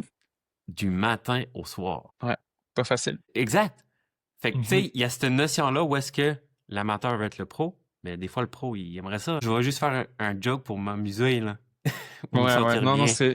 c'est vraiment une belle phrase. Puis, tu sais, comment dire, tous les athlètes le savent, mais c'est pas facile d'être un athlète. Ah non. C'est pas facile. Ça a de l'air beau de l'extérieur, là. Mais c'est comment qu'on est, tu sais, la persévérance, justement. Tu sais, comment à Mm. chaque jour, même quand c'est tough, on se lève le matin, on le sait que ça va être tough, mais on le fait, puis on passe au travers de notre journée. C'est vraiment, tu sais, cette motivation-là, ce will, ce désir, justement, de se dépasser, c'est vraiment c'est une facette qui est primordiale, mais qui est Puis c'est pendant difficile. Puis des années, là, que ouais, les ouais, athlètes ouais. font ça, là. C'est pas 3 mois, là. Ouais. Des Puis, années, là, on parle de 7, 8 ans, là. puis, tu sais aussi, tu sais, comme on fait plein de retours, là. Quand je te parlais du film Rush, Niki Lauda, bon, en fait, il y a quelques années qu'il est malheureusement décédé, mais il y a quelques années, il a reçu un prix. Puis le prix, tu sais, des fois, tu l'as dédicacé pour la famille, tu sais, souvent, on voit ça, ils reçoivent un prix, je remercie Mhm. ma femme, je remercie mes enfants, je remercie mes parents. Puis c'est vraiment intéressant, lui, il a décidé de remercier tous ceux qui avaient perdu, OK? les perdants. Puis, tu sais, ça revient un petit peu à ce que tu disais justement il y en a qui font beaucoup, beaucoup d'efforts, qui persévèrent. Il y en a qui gagneront jamais. Il y en a Mmh, qui jamais vont réaliser leurs objectifs. Il y en a qui mmh, s'entraînent pour aller aux Olympiques, puis ils iront jamais. Mais ils continuent de persévérer là-dedans. Tu sais, quand tu dit ça, tu sais que c'est tough, mais imagine à quel point c'est tough pour ceux qui se sont mis des objectifs, puis pour raison X ou Y, ils vont pas les atteindre, mais ils ont quand même mis l'emphase sur le processus, ils ont quand même persévéré là-dedans. Ce mmh, discours-là, justement, de remercier tous ceux qui n'ont pas gagné, ben, à quel point, genre, leur travail, leur persévérance est peut-être encore plus importante que celles qui ont gagné, que, tu sais, que ceux qui ont gagné. mmh. De tout le temps se dépasser, de tout le temps, comment dire, passer au travers de ces journées, même si à la fin, ben, la cerise sur le sundae, tu vas jamais l'avoir. C'est quand même Mmh. encore, tu sais, je trouve que ça mettait une belle perspective. Puis vu que c'est un film qu'on avait parlé avec un personnage qu'on avait parlé, c'était comme Ouais, peut-être un bel loop, si tu veux, mais c'est vraiment ouais. intéressant dans ce que tu disais, crime. Imagine si avec ce que tu disais, ben, tu gagnes pas à la fin ou ton objectif, tu ne le réussis Ouais. pas. Mais tu sais, de te repousser après puis de dire: «OK, je vais mettre les bouchées doubles puis je vais continuer». C'est vraiment ça la beauté du sport, la cruauté aussi peut-être du sport également, Ben ouais. mais la persévérance qui doit, comment dire, qui s'apprend, mais qui est essentielle à tout sportif. My God. Hey, je pourrais jouer l'ordi d'une même là, pendant 5 heures. On va y voter avec le top 1. Top 1. OK. Est-ce que je peux deviner celui que tu as mis? Ah, je pense même pas que tu vas deviner. Fait que Impossible. là, je vais te Ah non, laisser mais OK. essaye, je suis curieux, je suis curieux. Vas-y. Non, parce que moi aussi, c'était impossible à deviner, mais comme tu m'as dit, ben, moi, je pensais que peut-être tu allais mettre, parce qu'un qui ressort beaucoup, c'est Rocky. Fait que je sais pas si Non, c'était ça. OK, non. good, génial. Vas-y. Puis je pense que j'ai triché encore, c'est pas un c'est un documentaire. OK, Puis c'était mon numéro 1, c'est Free Solo. OK. Vas-y, dis-moi As-tu ça, déjà ça écouté me dit Free rien. Solo? Non, non, OK, t'as aucune idée c'est quoi Free Solo? non, ça me dit rien, vas-y. OK. Après avoir écouté Miracle sur glace, tu vas écouter Free Solo. C'est bon, C'est c'est bon. un documentaire sur l'escalade. OK, Puis ça retrace dans le fond Alex Honnold, OK, qui, dans le fond, on retrace toute sa préparation pour puis l'exécution de escalader El Capitan, qui est à Yosemite, qui est OK. dans le fond une paroi rocheuse de 914 mètres de haut. Mmh. Puis, qu'est-ce qui rend ce documentaire-là complètement hallucinant? C'est que lui, son objectif, son rêve, c'est de faire El Capitan en free solo. Donc, probablement que tu n'as aucune idée c'est quoi free solo. C'est que tu fais de l'escalade sans aucun équipement de sécurité. Donc, Mmh. t'as pas de corde, t'as rien. C'est comme si tu vas comme ça, tu mets Mmh. tes mains sur les roches, puis tu montes pendant 914 mètres de haut. Mmh. Ouais.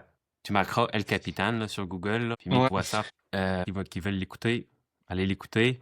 C'est vraiment, on retrace la préparation de Alex Honnold qui, qui essaie son ascension. Tu sais, la notion de peur puis de Mmh. risque, parce que quand tu fais un free solo, là, on parle de une erreur, mort.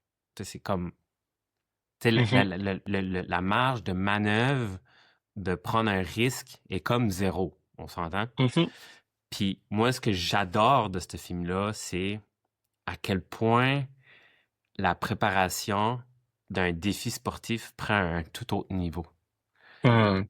Puis de la manière qu'il s'y prend, puis tu sais, il y a un peu d'imagerie mentale aussi, là, qui est vraiment intéressant, Mmh. là, parce que lui, dans sa tête, là, probablement que tu lui demanderais comment monter El Capitan. Il pourrait te dire chaque section, comment il place ses doigts, ses mains, ses pieds à tout moment. Fait que c'est Mmh. comme une longue chorégraphie qu'il a appris sur toute la Wow. hauteur de El Capitan, que où est-ce que Mmh. il prend une section, ah, il y a cette section-là qui est tough. Il passe des journées à pratiquer cette section-là. Ah non, je te le dis. Pour vrai, là, moi, C'est que tu m'as je dit l'ai presque c'était 946. 914 mètres de haut. Il C'est faut un que tu saches, kilomètre, là. ouais, que les séquences, t'en as pas mal, là, sur presque 1 kilomètre de montée, là, c'est fou, là. Tu sais, des fois, là, mettons, là, j'ai un crayon là, pour les gens qui ne voient pas, là, ben, c'est comme si que le crayon est sur un mur, à côté sur un mur, puis il y a juste ses doigts qui est accroché. Sa vie tient sur ses doigts, là. C'est Mmh. littéralement ça, là. Tu sais, moi, quand j'écoutais ça, j'étais là, oh my God, le niveau de préparation, à quel point c'est important. on va regarder ça de l'extérieur, puis on va dire, il y a vraiment, il a pas peur de la mort. Moi, je le voyais pas comme ça. Moi, je OK? le voyais plutôt, non, il a pas peur de la mort. Que lui, tu sais, escalader cette montagne-là, c'est comme aller marcher dans un parc pour lui. Il connaît Mmh. chaque roche du parc. Il connaît Mmh. le sentier, il connaît par cœur. Il fait juste, je vais dire danser, mais marcher dans le sentier parce que Mmh. son niveau de préparation était comme overkill. Tu sais. C'est Je vais mon numéro l'ajouter, un. là. Je vais l'ajouter dans mon carnet, Ouais, Good. ouais. Puis, tu sais, on parlait tantôt de confiance. Moi, c'est le point qui est ressorti beaucoup. C'est à quel point il faut que tu aies une confiance intrinsèque en toi énorme, là. Tu sais, de dire: «Hey, moi, je vais là, puis je pense que je peux réussir ce défi-là que plusieurs pensent qui sont tu sais, qui est impossible». Tu sais, ça prend quand même du culot puis de la confiance de dire: «Hey, moi, je crois plus en moi que je crois que je vais pas réussir. Fait que je vais aller le faire, puis je vais aller mettre ma vie en danger». C'est la confiance, au tapis parce que là, j'ai Ah non, l'impression peut-être que je me trompe aussi, il faudrait lui demander. ouais. Confiance de dire: «Hey, je pense que je peux réussir ça». Puis le C'est quand why. même Tu sais, il fou. y a tellement Ouais, ouais. d'aspects, là. L'équipe, tu sais, des fois, il y a des bouts où est-ce que, tu sais, t'as l'équipe qui prend, tu sais, le documentaire, là, puis tu sais, eux autres sont comme, tu sais, c'est genre, hey, je suis en train de filmer la mort de mon ami. Ah bah ouais, c'est fou ça aussi, ouais. Tu sais, en tout cas, mais je l'ai mis dans mon top 1 parce que, tu sais, au niveau, on va faire beaucoup d'attractions, mettons, au sport d'endurance, mais tu sais, il fait ça tout seul, tu sais, c'est comme, puis sa préparation est toute, tu sais, il y a du monde qui Mmh. l'accompagne, mais en tout cas, top 1. Je l'ai écouté Top 3 fois 1. en 2 jours. La première fois que je l'ai écouté, Ah, là, je l'ai comme réécouté 3 fois. c'est bon, c'est bon. Moi maintenant, mon top 1, c'est un film qui s'appelle Champion. OK. C'est un film, je l'ai mis top 1 pourquoi? Dans le temps des fêtes, nouvelle année peut-être.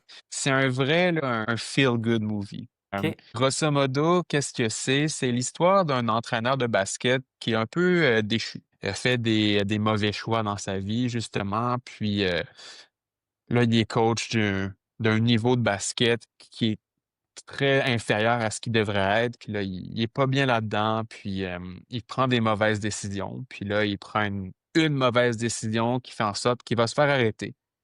Il va être condamné à des travaux communautaires. Puis sa tâche de travail communautaire, qu'est-ce que c'est? De maintenant devenir le coach d'une équipe de handi basket. Handi basket, c'est quoi? Ben, c'est du basket pour des gens ayant des troubles cognitifs importants. Puis, vraiment ça, c'est des besoins particuliers, au niveau de ça. Donc, pour lui, à première vue, il le voit vraiment comme là, il est vraiment rendu au plus bas de tu sais, son échelle de coaching, là, de justement d'être un coach pour une équipe de basket ayant des besoins adaptés. Ça a été un processus très long pour lui, d'accepter ça, mais de ce qu'on voit dans le film, c'est comment, tranquillement, il a réussi à changer sa vision du sport. OK. Donc un coach qui essayait comment dire? Qui essayait de de mettre des concepts en place, mais pour une équipe où est-ce que c'était pas vraiment la priorité, c'était pas les concepts techniques puis tactiques par rapport au basket. Eux, leur priorité, c'était vraiment d'avoir du fun dans leur sport. De voir le sport comme un moment où est-ce que j'étais avec mes amis, peu importe le résultat, ben moi je suis content parce que j'étais avec ma gang, puis on a du fun ensemble. Donc pourquoi j'ai adoré ce film-là, puis pourquoi c'est probablement mon film préféré de sport, c'est l'idée que c'est possible de changer notre philosophie puis notre vision du sport. La plupart des gens qui font appel à tes services avec les surplus, comment dire, comment dire, des ressources nutritionnelles, ainsi de suite, on voit beaucoup le sport dans la performance. Ce qui est Mhm. pas une mauvaise chose en soi. Oui, chaque personne veut se dépasser. Oui, chaque personne va avoir les meilleurs résultats possibles. Mais ce film-là nous fait vraiment poser la question, c'est quoi le sport? Pourquoi je fais du sport? Pourquoi j'ai commencé à faire du sport aussi? Donc, cette notion-là de voir le sport comme quelque chose qui peut nous procurer du plaisir. Puis, c'est vraiment intéressant de voir le coach naviguer là-dedans, de voir le coach aussi changer sa philosophie, changer ses attentes, changer ses aspirations. Puis, je prends ça que le coach dans ce film-là, il s'est posé ces questions-là, puis il s'est dit, OK, qu'est-ce qui me rend le plus heureux? C'est-tu mon rêve que j'ai de coacher dans la NBA ou c'est vraiment d'être avec cette équipe-là, où est-ce que quand je suis là, j'ai du fun, puis je vois des athlètes, peu importe leur niveau, en train de se dépasser, puis avoir du plaisir dans ce qu'ils font. Donc, c'est vraiment un bon film qui, je trouve, remet les choses en place. C'est un Mmh. film que je conseille pour débuter l'année du bon pied dans le sport, dans nos performances, mais peut-être d'écouter ce film-là. Il vient un peu rétablir peut-être les priorités, puis on parlait du pourquoi aujourd'hui, mais ça, je pense que c'est un film qui explore vraiment c'est pourquoi le sport au niveau le plus de base possible. Donc, c'est Mmh. vraiment intéressant de regarder ça avec leur famille, regarder ça même de manière individuelle, juste d'avoir une autre vision. Tu sais, performance, ça commence par P, mais plaisir aussi. Tu sais, moi, je vois ça peut-être Ouais, genre c'est ça, ouais. tu sais, les 2 P, mais les 2 P qui sont essentiels dans le sport. Mmh. Hem, ça vient vraiment mettre les choses en place. C'est on regarde ça, puis on se dit: «OK, ça nous pose des questions». On fait une réflexion par rapport à: «Pourquoi je fais du sport un peu? C'est quoi que je vais aller chercher de ça? C'est qu'est-ce que dans 50 ans, c'est-tu mon résultat de mon PB de ci, de ça que je vais être content ou c'était plus d'être dans un contexte où est-ce que je me suis dépassé, où est-ce que j'ai appris sur moi, où est-ce que j'étais avec des coéquipiers qui sont devenus ou des coéquipières qui sont devenus des amis?» Donc c'est vraiment un bon film qui revient un petit peu mettre le sport en perspective. Mmh. Choses qui sont plus importantes que le sport. Puis le sport, c'est souvent un médium ou un moyen versus le produit final un peu. Ouais. C'est vraiment dans le sport qu'on peut se dépasser, c'est dans le sport qu'on peut créer des liens, c'est dans le sport qu'on peut faire beaucoup de choses. Donc c'est vraiment un beau film, un bon film, puis un film qui vient remettre les choses en perspective, là. C'est pourquoi c'est mon numéro un. Je l'ai noté, là, je vais sûrement l'écouter. Puis en quelle année qui a été fait ce film-là? Il y a quelques années, au début des années 2020, je pense. OK. Petite parenthèse à ceux qui sont intéressés, je ne sais pas quand est-ce que le podcast va être diffusé, mais c'est sur Netflix jusqu'au 7 janvier. Donc peut-être OK. que ça va être sur un autre médium ou une autre plateforme là, de streaming, mais le film est sur Netflix là, jusqu'au 7 janvier. C'est vraiment un film que je conseille à tout le monde, peu importe le niveau, peu importe votre âge, de juste voir un peu qu'est-ce que le sport ça peut être au-delà de la performance, puis pourquoi le sport c'est quelque chose de fabuleux en soi. Ça m'est déjà arrivé que, je pense dans le temps de la pandémie, j'étais vraiment là dans le gros grind, tu sais, je forçais mon entraînement. À un moment donné, je me suis arrêté, puis je me suis rendu compte: «Hey, j'ai plus de plaisir». Puis à un Mhm, moment donné, c'était comme too much. J'ai fait: «OK, tu prends une semaine off». mhm, Puis parce en tout cas, j'avais fait une compétition, j'avais eu comme une 4-5 jours off, puis mon coach, comme pour repartir la saison, il m'avait programmé des tests. mhm, Puis j'avais aucun désir de faire les tests.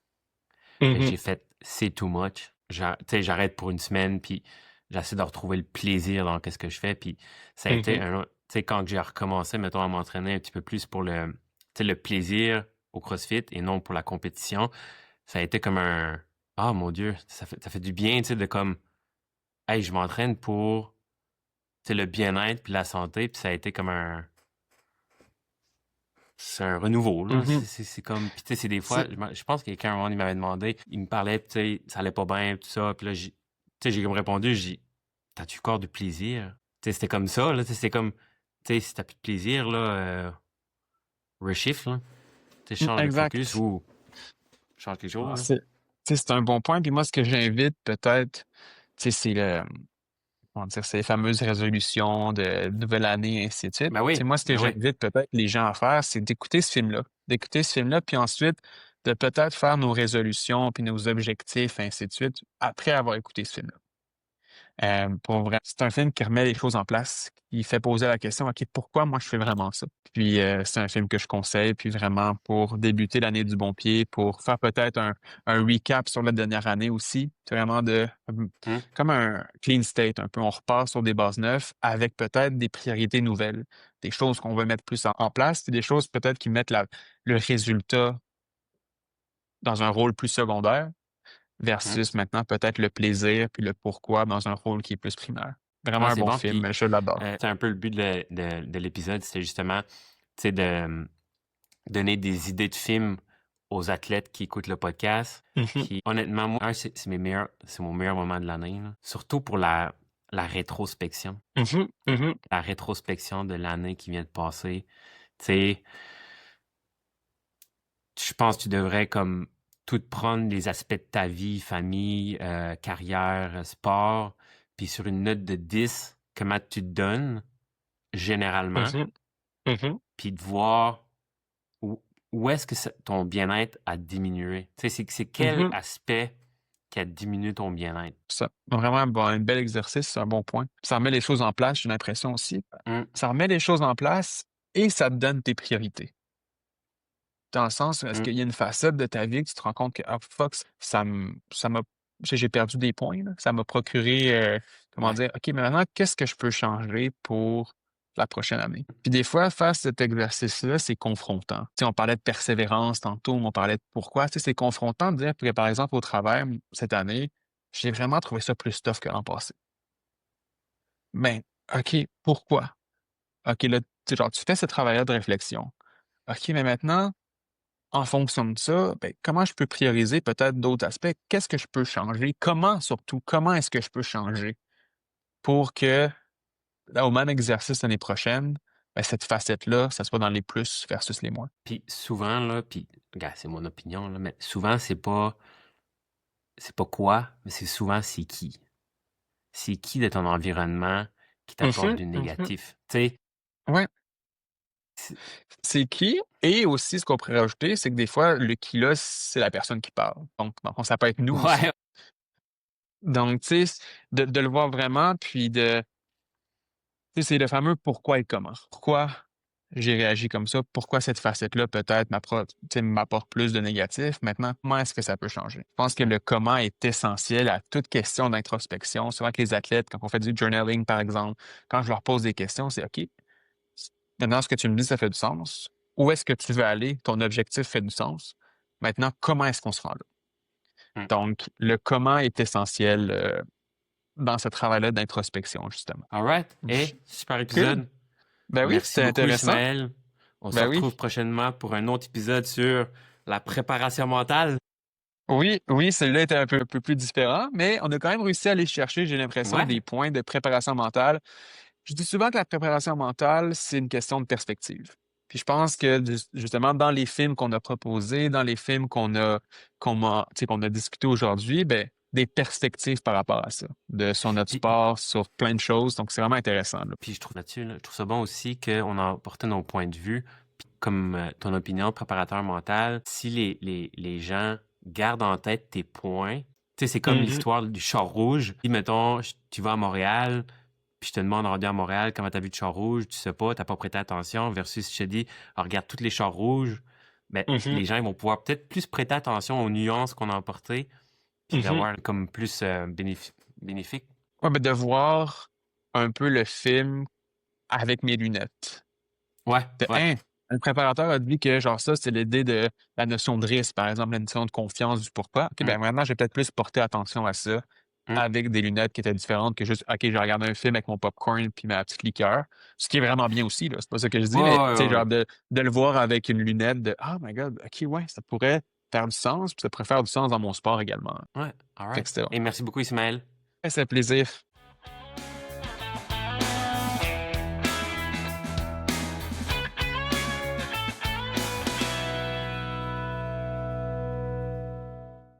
Merci d'avoir écouté un autre épisode du Performance Impetus Podcast. Si jamais vous aimez le podcast, n'hésitez pas surtout à vous abonner ou faites un review sur la page.